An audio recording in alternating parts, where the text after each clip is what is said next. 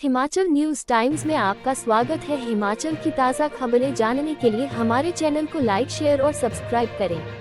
केंद्रीय मंत्री गिरिराज सिंह से मिले अनुराग ठाकुर, आपदा प्रभावित हिमाचल के लिए मांगे और 10,000 आवास। केंद्रीय खेल मंत्री अनुराग सिंह ठाकुर ने केंद्रीय ग्रामीण विकास मंत्री एवं पंचायती राज्य मंत्री गिरिराज सिंह से आपदा प्रभावित हिमाचल प्रदेश को प्रधानमंत्री ग्रामीण आवास योजना के अंतर्गत और 10,000 आवासों की स्वीकृति प्रदान करने की मांग की है। बुधवार को अनुराग ठाकुर ने कहा कि हाल ही में प्रदेश ने प्राकृतिक आपदा की मार झेली है। वो लगातार संपूर्ण हिमाचल प्रदेश के आपदा प्रभावित क्षेत्रों का दौरा कर लोगों से संवाद कर रहे हैं। अभी की स्थिति के हिसाब से प्रभावित क्षेत्रों में और घरों के निर्माण की आवश्यकता है। इसी के मद्देनजर और लोक भावना को ध्यान में रखते हुए उन्होंने केंद्रीय ग्रामीण विकास और पंचायती राज मंत्री गिरिराज सिंह से हिमाचल प्रदेश के लिए 10,000 अतिरिक्त प्रधानमंत्री ग्रामीण आवासों की मांग रखी है। ठाकुर ने कहा कि प्रधानमंत्री नरेंद्र मोदी हिमाचल प्रदेश को अपना दूसरा घर माना है और देवभूमि को सुविधाएं देने में कभी कोई कमी नहीं रखी है। 107.93 ग्राम चिट्टा के साथ 4 गिरफ्तार, HRTC की बस से ले जा रहे थे खेप। कोटखाई उपमंडल के अंतर्गत बागी में पुलिस की स्पेशल सेल टीम ने चिट्टे की बड़ी खेप पकड़ने में सफलता प्राप्त की है। चिट्टे की खेप को रोहडू नारकंडा बस में छिपाकर ले जाया जा रहा था। पुलिस ने 107.93 ग्राम चिट्टे के साथ 4 आरोपियों को धरा है। पुलिस ने आरोपियों के खिलाफ कोटखाई पुलिस थाने में NDPS एक्ट के तहत केस दर्ज कर जांच शुरू कर दी है। TGT पदों के लिए 3 दिन होगी काउंसलिंग, विभाग ने जारी किया शेड्यूल।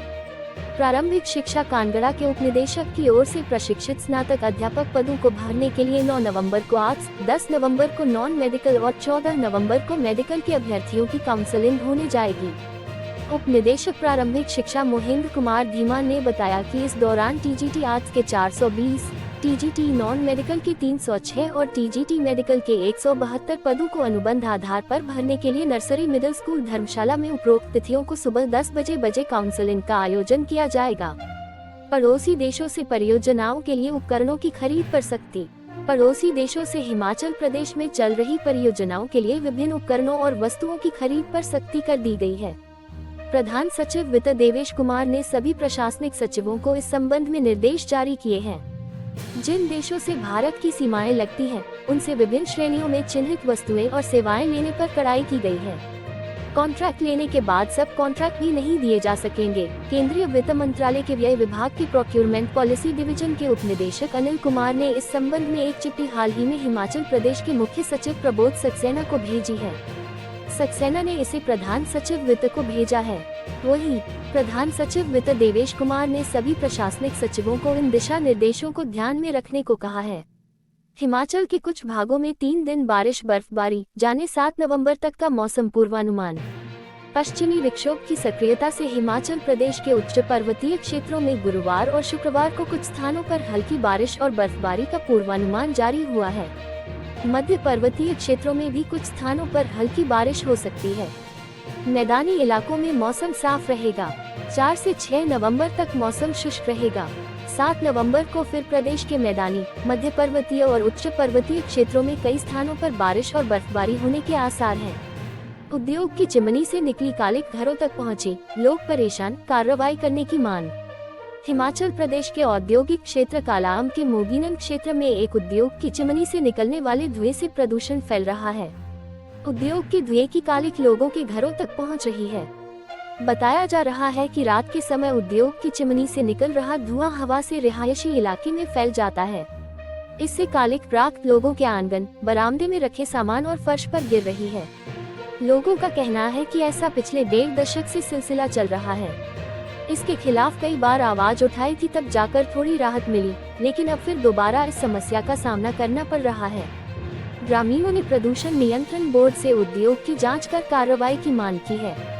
राज्य प्रदूषण नियंत्रण बोर्ड के क्षेत्रीय अधिकारी पवन शर्मा ने बताया कि मोगीनंद के उद्योग की जांच की जाएगी। पर्यावरण संरक्षण के नियमों में किसी भी प्रकार की अनियमितता पाए जाने पर कार्रवाई भी की जाएगी। अब शेयर बाजार में पैसा लगाने के नाम पर ठगी, कंपनी के 2 दफ्तर किए सील। क्रिप्टो करेंसी के बाद अब शेयर बाजार में पैसा लगाने के नाम पर फर्जीवाड़ा करने का मामला सामने आया है। शिकायतें मिलने पर मंडी पुलिस ने QFX ट्रेड कंपनी के मंडी जिले के नागचला और जीरकपुर में दफ्तर को सील कर दिया है। यहाँ भी कम समय में निवेश से रिटर्न मिलने के लालच में सैकड़ों लोगों ने धनराशि लगा दी। अब कईयों के हाथ में मूल धनराशि भी नहीं है। ऐसे में ठगी के शिकार लोग पुलिस के पास पहुँचे हैं। इस पर अब पुलिस कार्रवाई कर रही है। बीते दिन मंडी पुलिस ने जीरकपुर में छापा मारकर संपत्ति और दस्तावेजों की फोटोकॉपी, लैपटॉप जब्त किए थे। हालांकि यह साफ है कि यह मामला क्रिप्टो करेंसी से नहीं जुड़ा है, बल्कि यह अलग निवेश से जुड़ा मामला है।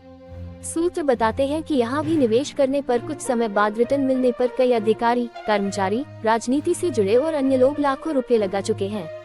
कंपनी कार्यालयों को सील करने के साथ ही पुलिस ने कई अहम दस्तावेज कब्जे में लिए। इस मामले में फिलहाल कोई गिरफ्तारी तो नहीं हुई है, लेकिन आरोपियों के तार मंडी जिले से जुड़े हैं। जयराम ठाकुर बोले, आपदा प्रभावितों को मकान का किराया देने की घोषणा हवा हवाई। नेता प्रतिपक्ष जयराम ठाकुर ने कहा है कि राज्य सरकार ने आपदा प्रभावितों को मकान का किराया देने की घोषणा की थी। उन्होंने कहा कि लोग तंबुओं और राहत शिविरों में रह रहे हैं, लेकिन सरकार की यह योजना परवान नहीं चढ़ी है। सरकार के बाकी के दावों की तरह ये दावा भी हवा हवाई साबित हुआ है। जयराम ने कहा कि आपदा को आए 3 महीने से ज्यादा का समय हो गया है। सरकार की ओर से इस घोषणा को किए हुए भी लगभग 2 महीने हो गए हैं, लेकिन पूरे प्रदेश में लोगों के बीच जाने के बाद भी उन्हें सरकार की ओर से किराया दिए जाने की योजना का एक भी लाभार्थी नहीं मिला है।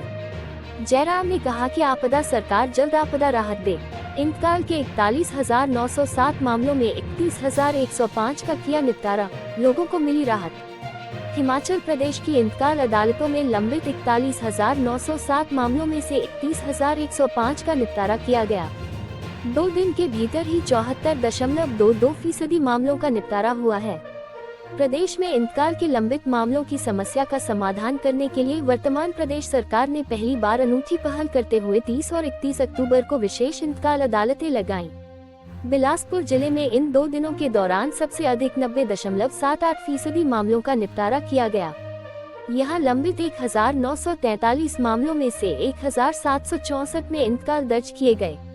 किन्नौर 400 में से 363 मामलों में इंतकाल दर्ज किए गए।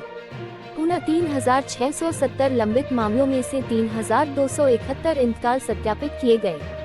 मुख्यमंत्री सुखविंदर सिंह सुक्खू का कहना है कि प्रदेश भर में लंबित इंतकाल के मामलों से लोग परेशान थे और वर्षों से सरकारी कार्यालयों के चक्कर लगा रहे थे। ऐसे लोगों को राहत प्रदान करने के लिए राज्य सरकार ने विशेष इंतकाल अदालतें लगाने का निर्णय लिया, जिसके सकारात्मक परिणाम सामने आए हैं।